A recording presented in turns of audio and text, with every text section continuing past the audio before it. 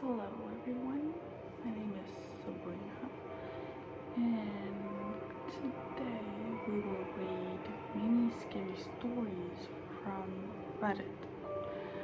I tried to put a little dark theme music in the background. I don't know if y'all will hear it. Hope so. I'm whispering because everybody's sleeping and it's close to 2 a.m. So, story number 1. I was alone in this old farmhouse outside of town. My husband was working about 4 hours away at the time, so I was used to being out at this house by myself. This was a stormy night with lots of howling wind. Out of nowhere, I heard an old Americana song in the kitchen, like a Stephen Foster vibe. Something similar to Oh Susanna. I searched everywhere. The sound was louder in the kitchen. I checked my phone, but it wasn't that. I went outside, but all I heard was the whoosh of wind, so I tried to isolate the sound. It was coming from a lower cupboard. I opened the cupboard and started taking items out. The music got louder and louder. As I finally reached the last pan in the cupboard, the music was at a fortissimo. When I pulled that final pan, the music stopped and there was nothing but an empty cabinet.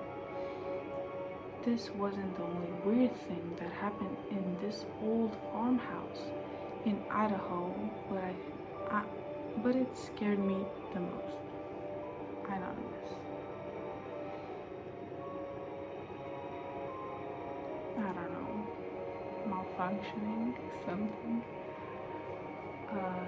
Story number 2. The first apartment my husband and I rented with our roommate, one of his friends, the roommate. Right after getting married and moving to Florida was a nightmare. Not only was it filthy that we thought the floor was brown, it was actually bright yellow. But the place would on occasion start emitting a smell so bad that we thought something was dead, rotting in the walls. We could never pinpoint where the smell was coming from, aside from a generally around the stairs. Sorry.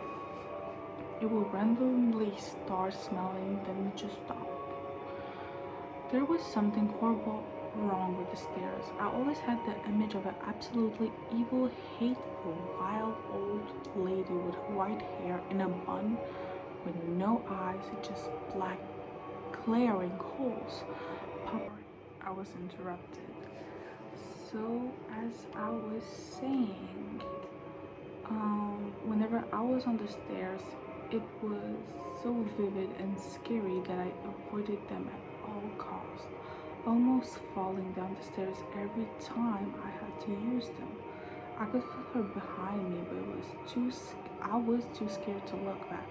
It was such a primal fear that I nearly paralyzed me and rendered me speechless. We also had a kitten that would get scared on the stairs. She would run full out, hissing, crying, so scared she literally ran into walls trying to escape. This went on until we moved out after 3 months. About a year after we had moved, the 3 of us got together for the 4th of July and started talking about the apartment. I mentioned that there was something wrong with the place, and my husband said the stairs always freaked him out. I said they freaked me out too, and our friend said, I swear there was an evil lady with white hair in a bun with black hair. My husband and I both interrupted, and we were 3 in unison said glaring holes for eyes. None of us had ever said anything to the others because it sounded crazy, but we all got the same image in our minds. Whenever we were going downstairs, whenever anyone brings it up, we all get goosebumps. It's been 30 years. Some places are just evil. True. Some places, just the spirit wants to stay there and doesn't want to leave their house. It's it's like they're attached to it. Fourth, no, sorry, third story, and I think last one. My friend Estrella tells a story that never fails to give me goosebumps. I consider myself an open-minded skeptic, and Estrella was a non-believer until this happened to her. When she was young, she and her family moved into a house, and her mother started talking and singing to empty rooms, which she had never done in their previous house. When asked, she claimed to be followed by a small blonde girl who liked it when she sang to her. Estrella and her siblings used to tease their mom about it, but she continued doing it. They eventually moved, and the little girl's spirit simply latched into her mom and followed them to the new house. One evening, Estrella was angry with her mother, and when she came across her singing to the empty room, she yelled at her and called her stupid for thinking she saw these things. Later, in the middle of the night, Estrella recalled waking suddenly and sitting bolt upright in a sweat. When she turned to look at her bedroom door, there was a little blonde girl standing in the doorway. Not moving, not threatening, just gazing at her, making sure she was seen. Alicia Portland. I mean,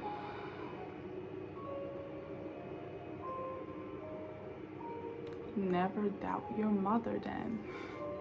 You know what, I'm gonna read one last one, just for the fun. Fourth, and actually last story. I was driving with my friend in the car. It was after midnight. We were on our way home from meeting up with friends.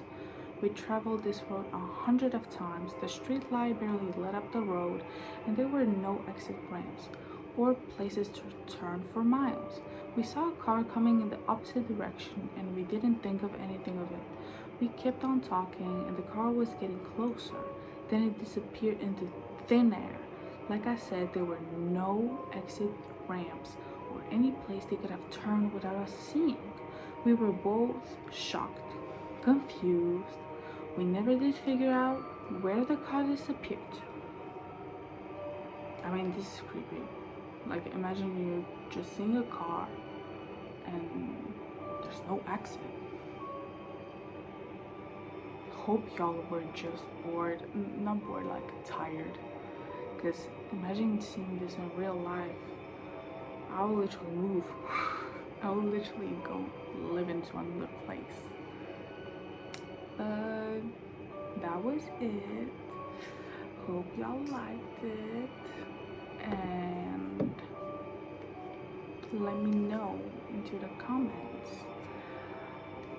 if y'all think I have any reasoning on any of the 4 stories on why that could have happened or